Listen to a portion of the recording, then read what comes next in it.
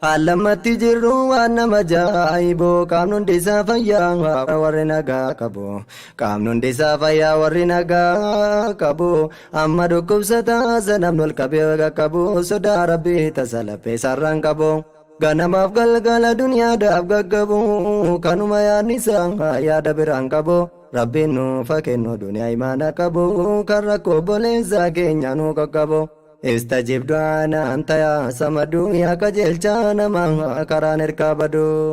karaan nurkaa bade nu buusi karaarraa nu seensiisa dara jannata keefi awwali zumraa ilaahii yaa Allah yaa khaaliqal waraa rabbal mawlaa mootii waa hunda gararraa nu seensiisa dara jannata keefi awwali zumraa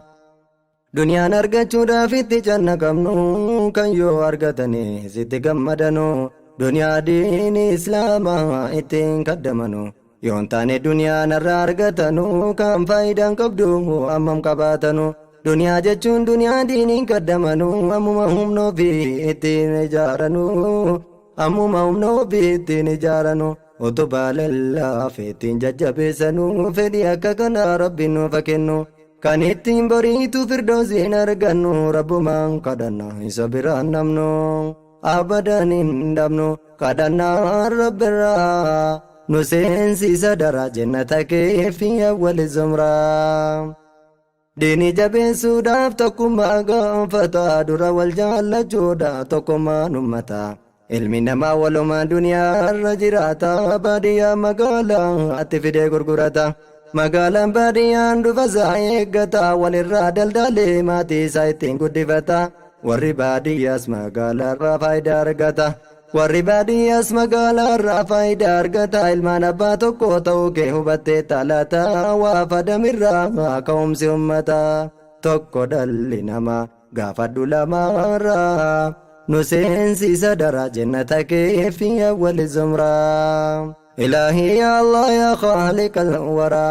رب المولى موتي وهند قررا نسينسي صدرا جنتك في أول الزمرة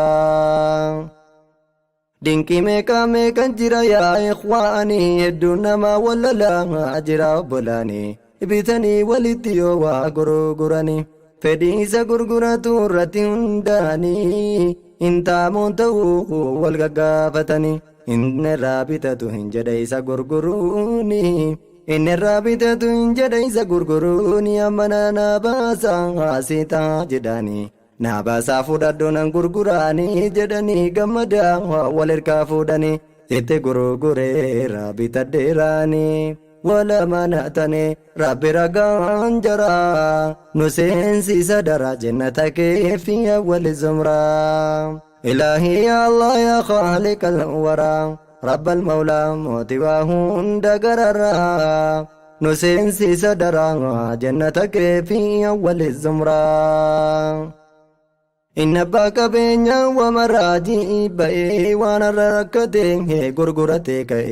نياتي ilmaani isaa ittiin daraba'e rakkoo muddee qabdee ittiin keessaa ba'e deebiseetu kaadhaa lafas manas ta'e zulmii akka kana biyyarra faca'e zaalimni morma isaa lolloksee ol ka'e hojii taasifatee jireenya isaa ta'e baadiyyaaf magaalaan waan kanuma manca'e fasaanni baay'ate zulmiin ifa ba'e yaa rabbi amaanaa nu buusi karaarraa nu seensiisa dara jannata keefi awwali zumraa إلهي يا الله يا خالق الورى رب المولى موتي وهند قررا نسينسي صدرا جنتك في أول الزمرة أكن حقنا ما بك ظلمي نياتي نوبلسي كي وسي أمانتي معلومة ستوكي معلوماتاتي Ato gurguratte ittiin rakkoo baate guyyatti dabarte maaliif irraanfatte obboleessa kan kee deebite kayyante tariimoo hadiisa biraa itti argatte naa ibsimee daraa qalbiin rakkatte gaafii aakhiraatiif deebii maal argatte siifin ooltu gaafiin barfuura rabbiirraa nu seensiisa dara jannata keefi awwali zumraa إلهي يا الله يا خالق الورى رب المولى موتي وهند قررا نسينسي صدرا جنتك في أول الزمرة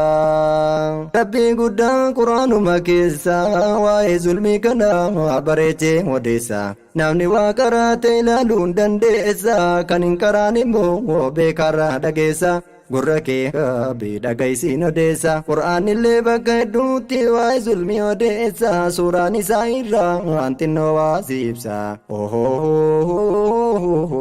lakkoobsi aayaasaa 29 ilaaluun dandeessa jedhe rabbiin guddaan egaa yaabboleessa laa taakuluu amwaalakum baynakum bilbaatili jedhee na dhageessa illaa an takuuna tijaaratan an taraadiin minkum